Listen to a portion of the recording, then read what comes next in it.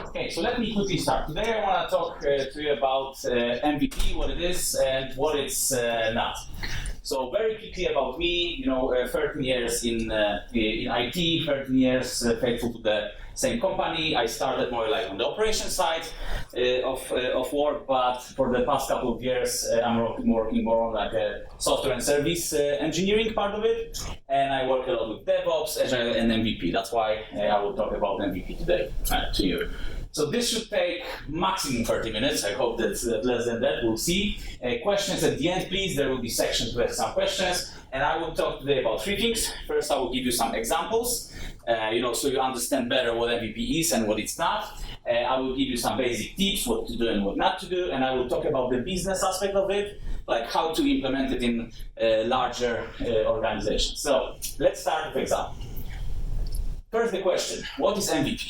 And I really hate this question because when I answer this, and I say what the acronym is, minimal viable product, that's when person stops actually listening because they think that by learning what it means, like the name, they already know how to implement it. And usually they are wrong. So I would like to rephrase this one, and that's the question, why is MVP? What's the reason? What's the driver?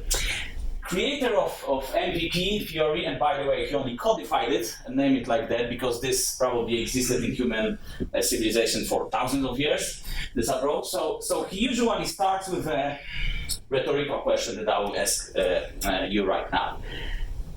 Have you ever been in a situation in your work where you spent like a half a year, 2 years on a project that failed, like it didn't work at the end, or no one wanted to use it, or anything like that? It failed, and then people who worked on this project sit in the room, and someone, usually say the sentence, well, at least we have learned something. Which is absolutely correct thinking, yes, according to MVP, learning should be the goal of actually doing anything. But the question is, was 6, 12, or 24 months really needed to learn what we learned? Yeah? So this is what MVP is about. It's something called validated learning. So we need to validate if we are thinking correctly. Yeah? And when you put in Google MVP, that's what you will see. There are different versions of this photo, but that's more or less what you will see. So the bottom part, the part on the top is how not to do MVP. The part here is how to do MVP according to Google. And MVP works in a way where you iterate your product in a way that it works for a customer. So in the first example, you just start with wheel. No customer will use it. Yeah, it doesn't provide any value for them, so it's not a product. Then you just iterate more, and only at the end of the process you get something that really works for a customer. With MVP, proposed here, you start with a scooter or something like that. Then, based on customer feedback, you evolve it to be a bicycle, then to the motorbike, and then to a car. And it would be great if that would be true, but I think both of these examples are actually incorrect when you think about it. If someone can explain me how you can fast iterate from motorcycle, from bike to car, I would be very happy to hear that. For me, it's like completely two different products. So this seems like a fantasy. I think the better example would be this one.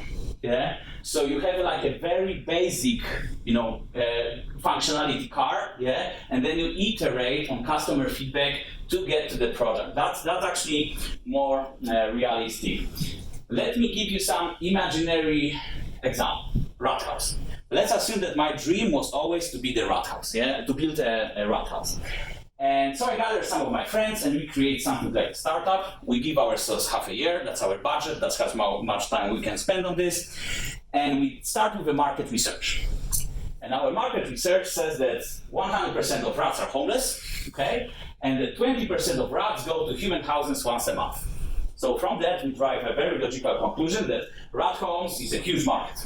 So based on that, we proceed to my master plan. Yeah, this is what I want to see. I want to have a beautiful house full of happy rats, And I'm not sure if you noticed, there's a swimming pool on top, because I did a lot of thinking there, and I don't even have to fill it with water, because rain will be going there. So that's, that takes care of the hygiene, and that takes care of the water, to drink. And I did a research on the internet that actually rats are very much into tennis balls. Yeah, so if we put it here, I assume that will attract them, and obviously everyone deserves, a bit of party once in a while. So, this disco ball, I think that this will really work great.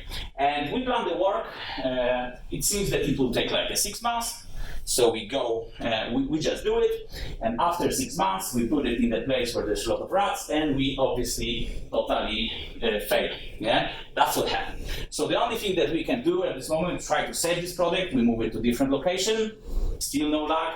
We try to force some rats inside, but they run away instantly. Yeah, it just doesn't work. We run out of our budget. That's basically the end of our startup thinking. The last thing that we do, we go to the pub to grab some drink. We sit around, and then suddenly someone says, "Well, at least we learned something." That's great, yeah, but we totally failed, and there's no exit strategy. So let's think how this would look if we would take an MVP approach. So the same thing, the same market research, the same conclusion, but MVP approach. So first of all, MVP works in phases. You don't do everything at once. You need to have this validated learning.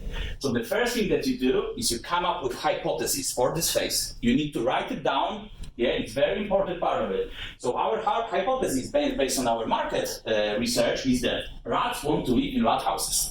Okay. Now, if you do anything that's scientifically based, you need to measure your outcomes. So you need to have metric written down up front. What does it mean that this hypothesis is true or not true?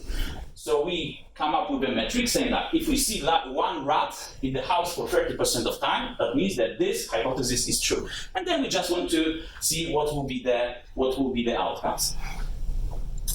MVP works in a way that you need to do minimal viable product. What does it mean? Minimal, not in sense of functionality, but minimal, the fastest possible way to prove or disprove our hypothesis. That's the minimal part. Viable, it needs to work. It needs to be tested. It cannot collapse and kill our customers, rats in this case. Yeah, and it needs to be product, so something that gives customers value. So it needs to provide shelter. Yeah, that's MVP. So we create an MVP, and that's our plan. Yeah, we build something really small. It's partially tested, it's partially functional, and we hope that it provides some value to our customers. And we observe. And we get the same results as previously. The only difference is we know it just after 1 month. Yeah, so we have still 5 months. And actually, one of our guys noticed that there is something strange around our rat house. Yeah, we zoom in slightly and you see that's a squirrel, which is great because we could pivot. What if we do squirrel house instead? We wanted rat house, okay, it didn't work out. Let's maybe pivot slightly. We do market research, 100% squirrels also homeless, yeah? We see from our MVP phase 1 that squirrels are interested in our rat houses. We try to similar conclusion, yeah? Squirrels' homes are huge market. So we go to the another phase of our MVP approach. We have a hypothesis. Squirrels want to live in squirrel houses. Magic, one squirrel in house for 30% of time. We build something very similar. We just put it in more squirrel-friendly environment.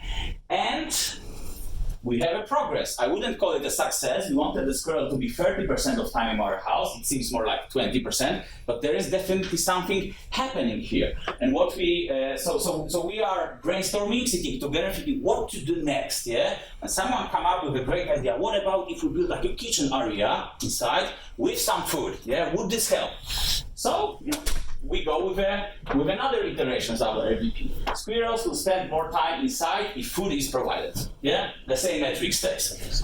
We build MVP, we build extra wall inside, we make sure, so we're testing it, we make sure that it doesn't fall apart, and we put some food inside, and yes, we have a success. It seems that squirrels spend their life on average like 50% of time. This is really great, so we are progressing. And we noticed one thing, that there were more than one squirrel actually inside, but never two at a time. So we wondering how to solve this problem. Is it a problem or is it an opportunity? And we draw a conclusion that perhaps if we give some squirrels privacy, yeah, maybe if we bring more separate rooms, there will be more squirrels. Yeah, so we set a new metric for ourselves: 4 squirrels in house for 30% of time. We tear down our previous building because MVP doesn't force you to iterate on your product; it forces you to iterate on your ideas. So based on our previous findings, we built something new from scratch, and we built 4 separate rooms with food inside. And we have a great success. There's 4 squirrels inside actually using that. So we really scaled down this one. And what next? Yeah, we have still 2 months. And one of our guys, says like, well, what would be amazing if we would have this like a cute little squirrel babies inside as well. Oh, everyone said, this would be really cool. But how to get there? Yeah. What if we get squirrels to like copulate? Maybe they will have children. This would be really cool. Everyone, yeah, that's a great idea. But how to get this? And one guy like George says, oh, I've been in the cinema this weekend with my girlfriend, and we seen 50 Shades of Grey, and there was this room there, and it got them in the mood. So maybe we could do it with squirrels. And everyone said, oh yeah, that's an excellent idea, because we are idiots. And so we write it down. Yeah. Red room will make squirrels copulate. Yeah, metric. We assume that if we see 2 squirrels copulate at least once, then we are successful. So we expand. Our building. We watch the movie and we are trying to replicate what we've seen there, and we observe what's happening. And surprise, surprise, we have a fail. If anything, squirrels are actually afraid. They don't go this way. So we go back to the drawing table. We just wasted a month. That's it. Yeah, project is not a total disaster. So we go to the drawing board and we do some more research, and we find out that actually squirrels like trees. Surprise, yeah. So perhaps we could do some nature mood instead, yeah. So we have a new hypothesis. Nature mood will make squirrels copulate. We put some, leaves inside and this type of stuff, and we have a success. Actually, it worked. We saw one pair of squirrels copulate, and not soon after we saw 3 tiny squirrel cute babies inside. Yeah. So we have an absolute total success. Yeah. Now, if you would compare these 2 approaches, in the first approach, it took 6 months to epic fail. In the other approach, it took 6 months to success. Expectation here was to have a great house full of happy rats, and the outcome was, a total failure. This is a lot of depression for the team. Here, expectation was to get a full house of happy rats. Yeah, perhaps we don't have a full house of happy rats, but instead we have arguably even more happier squirrels in even more beautiful house. So it actually worked. We delivered something that works. And one side comment here is that if you have this business model, and if a team spends a lot of time on building something that no one wants, then you have a sales team going around and asking customers, do you have a problem to our solution? Yeah, so first have a solution, and then you are trying to find if actually anyone wants to use it. While MVP, because of this iteration of feedback, actually force you to have a thinking, we have a solution to your problem because we know what your problem is, because we're paying attention and we're improving based on that. Let's move to some basic tips. First one, do not overdo stuff. Yeah, do not overdo stuff. This is the classical problem I would have. Minimal doesn't mean that this is minimal functionality. Minimal means that that's you, that's hypothesis, and that's a minimal path to prove or disprove this hypothesis. Don't do things that may be helpful in future iterations. It's pointless. You need to do minimal path. And I know that for many people it's really hard psychologically to do the work that they know or feel that may be wasted. But based on my experience, 80% of work, of what you do at life, what you do at work, actually is gonna be trashed sooner or later.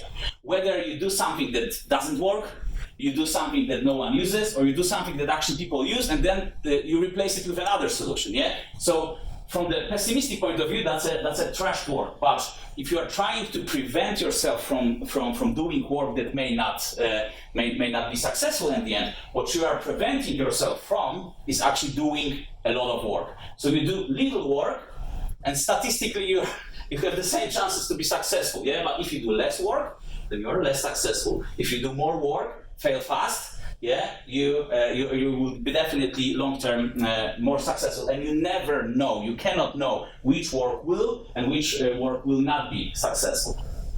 Another thing, viable.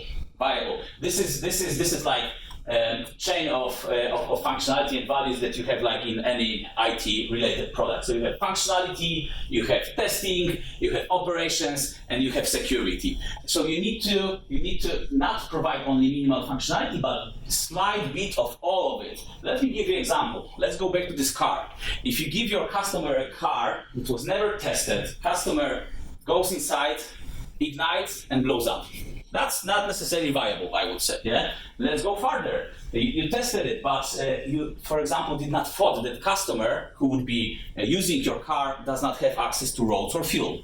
It's not operational. Yeah, it's pointless. You need to think about this one. Or would you really would like to give a product to the customer, basic product, but the one that doesn't have any locks, even the most basic one, it will be stolen the next day. This is what it means viable. It needs to work. You need to, in MVP, you don't build functionality and then move to test and operation and security. No, you go like this and you finish the whole pyramid eventually. That's how you do MVP. Product, minimal viable product. What's a product? Product is something that gives customer a value, some kind of value. And I know that many of you will say that some customers, or actually a lot of customers, will not accept product that's not like complete. That's true, but there are many customers who actually will.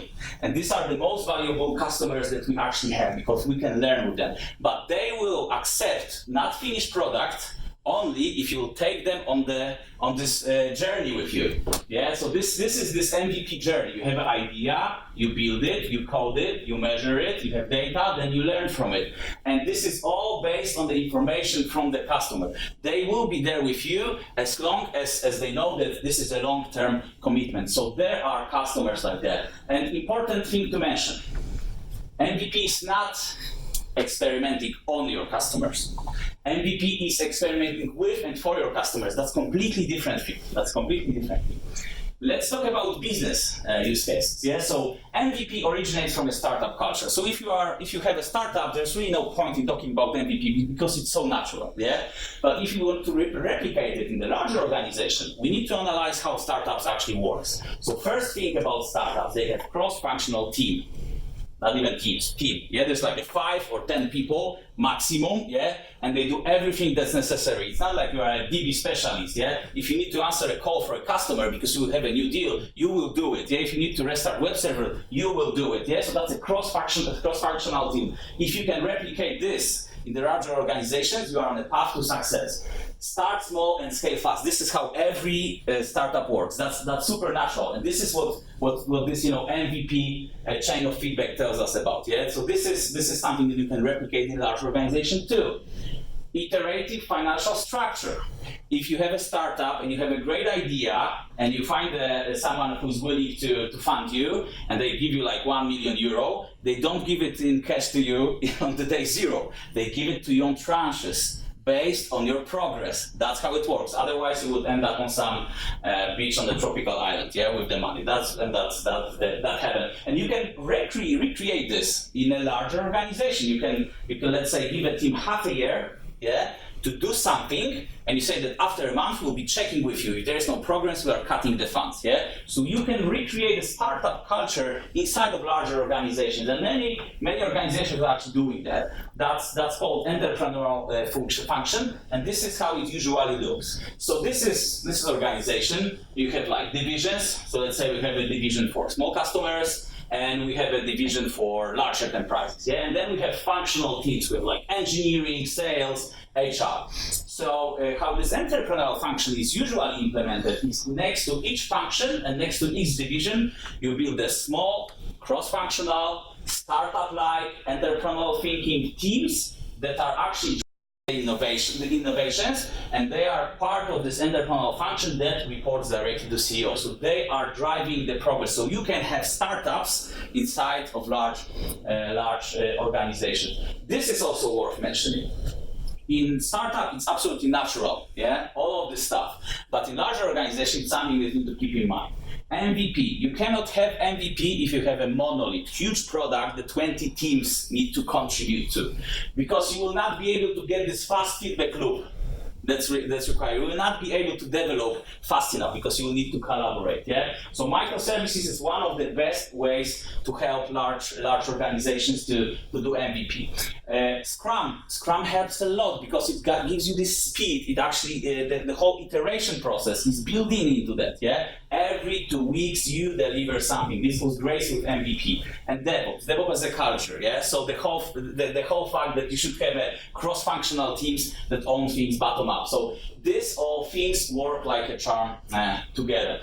And on the previous slide, I did mention HR and sales function. Yeah, so that's kind of obvious that MVP works for technology companies and it works for squirrel housing market. But what about other functions? So I'll give you some examples. Donald Trump. So first of all, I would not vote for him, but second, I have a lot of respect for this guy, for how he communicates, how he deals with problems, and how he actually works. And if you do some reading there, Donald Trump for years right now is tweeting seemingly random messages on Twitter, and some of them are even contradictory to each other. So people think that he's a liar. That's not what he's doing. He's just probing the water. So Donald Trump actually implements MVP, I'm not sure if consciously or not consciously, on the Twitter level. He has an idea, he tweets about this, he measures this like number of likes, shares, comments, and then he learned from it and increment the ideas. And actually it is already stated as a fact that his two main sentences that he's always saying, like, make America great again and build the wall. This is not something that some smart person came up with. This is something that came from these iterations. Thousands and thousands of tweets with millions reshares, millions comments, etc. Some of you may say this is populist. Some of you may say this is actually listening to your voters. But that's what he did. He worked with his customers who were willing to experiment with him on this one, his core voters, and that's where it got him to the White House. So summary. I just gave you an example of how, in the first approach, we learned after 6 months that rats hate living in houses. In the second approach, we knew it already by after the first month. Yeah, and then we had like 5 extra months to pivot and do some other interesting stuff. Tips. Please remember, minimal doesn't mean minimal functionality. It means the closest path to prove or disprove your hypothesis. Viable, so something that works, needs to be tested, it needs to be operational as well. Not only functionality and product, something that gives value to your customers. And business. We talked about how you can implement the startup thinking in the large organizations. It is possible, it is working for many people. So for the end, I want to mention that there is also MLP approach, which many people think that this is like an alternative to MVP. No, MLP is the next step. MVP brings some challenges. Of course, it's not perfect. I assure you that it's better than anything that you use right now. Yeah, MLP is the next step, but this may be idea for some other session. So thank you very much. And are there any questions? Thank you very much for your questions, as usual. Thank you.